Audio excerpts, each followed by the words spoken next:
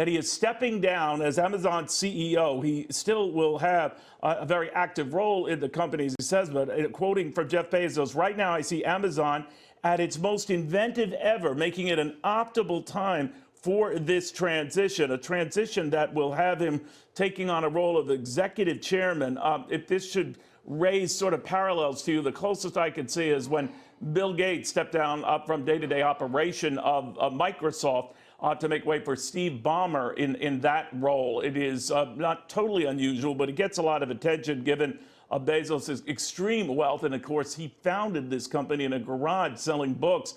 It's obviously a lot bigger than that today. The reins are now being taken over by Andy Jassy, the chief executive of Amazon's cloud business. And all of this on the heels of a very, very strong earnings report where the company generated more than $100 billion in revenue, a little more than a week after Apple said it had done the same thing. Earnings were double what they thought they would be. The stock, which is already pricey, has kind of been all over the map in after-hours trading. Keep in mind, in the past year, it has jumped in excess of 84%. So a little bit of give back in after hours because they're trying to digest what this could mean with the day-to-day operation of the company.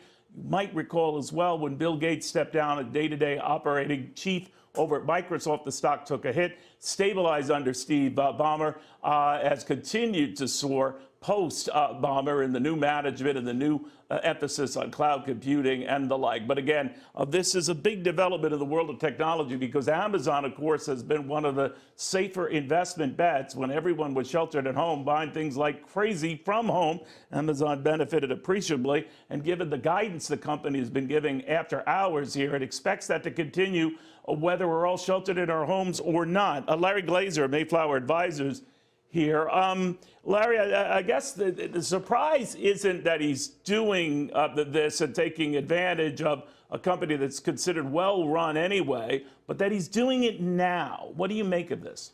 You know, Neil, in normal times, blowout earnings from these tech giants would be the talk of Wall Street. These are the darlings of investors. They've driven the major market averages, driven 401k plans. If you have a pension, a retirement plan, chances are you have exposure to these very big companies, and you've benefited from it. At the same time, these are not normal times. You have shifting political sands in Washington, Neil. These companies benefited from COVID. It's not just Alphabet, Google, and Amazon, but a whole host of technology companies really benefited from the lockdown at the expense of Main Street, Neil. And we could see that maybe it doesn't get a lot easier. Maybe it doesn't get better. Maybe he's getting out on top. And that's okay. I mean, everybody's entitled to step aside. But going forward, these shifting political sands could put a target on these companies from a tax and a regulatory perspective, and he knows it, and maybe it's going to be someone else's challenge to take that on. And that's why you're seeing these executive C-suite changes at this massive company. You know, we always talk about the sheer wealth of some of these guys. Up until a few weeks ago, he was by far the richest human being on the planet. Now, second to Elon Musk. But all of that can change in the very always shifting sands of technology valuations. What's interesting here is what Bezos said about the catalyst for this. If you do it right, this is from his statement, a few years after surprising invention, the new thing has become normal. People yawn. That yawn is the greatest compliment an inventor can receive. When you look at our financial results, what you're actually seeing are the long-run cumulative results of invention. Right now, I see Amazon at its most inventive ever, making it an optimal time for this transition. So the big question will be, will investors agree? Is it the same thing without him running it day after day, day by day? Does it make a difference that he's still very associated with the company, still owns by far most of its stock, so that nothing really changes? Or does it? Look, Neil, transitions can be very difficult. Here is a visionary entrepreneur who built this company from scratch. He saw the future, right? He executed on that future. He's been 2 steps ahead of everyone else. As Wayne Gretzky used to say, you know, see where the puck is going.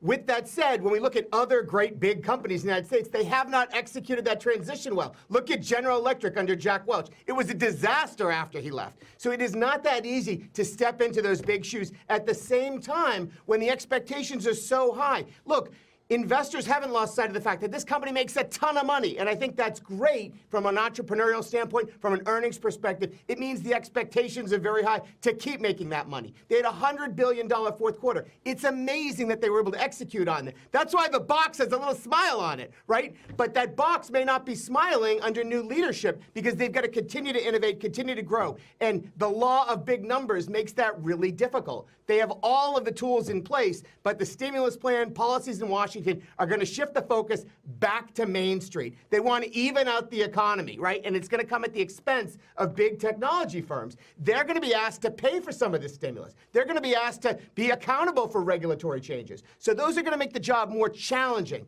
It doesn't mean they're going to go away. When Teddy Roosevelt broke up Standard Oil, Rockefeller made a ton of money. So he's still going to be the richest man in the world. He's still going to fly to space, and he's still going to have a big smile on his face. But investors need to recognize how challenging this can be. All right, for the time being, the second richest man in the world, but we'll watch it very closely. Larry Glazer, thank you very, very much. For those of you just tuning in, Jeff Bezos, arguably one of the most successful businessmen or women that this country has ever seen, started his business in a garage. His family thought he was nuts, that he was wasting his time, that he left pedigree investment firms to go off in this lark selling books in his garage. Many, many times I've interviewed him over this period, including in that garage stage, and always scratch my head. How can you make a business of this? He famously one time told me, because this could be a whole lot bigger than books. The next chapter after this.